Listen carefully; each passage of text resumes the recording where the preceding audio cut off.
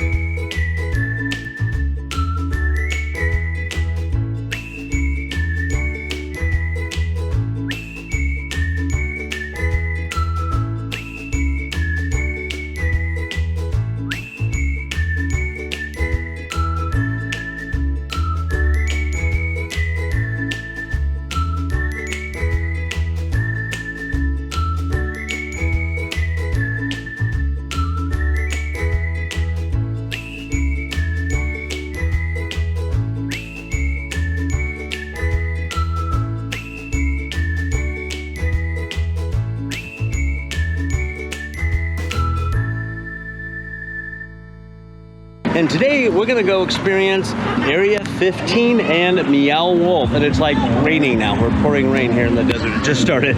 Anyways, we're gonna take a walk through Area 15 and go to Meow Wolf. And so stay tuned, let's gonna go check that out.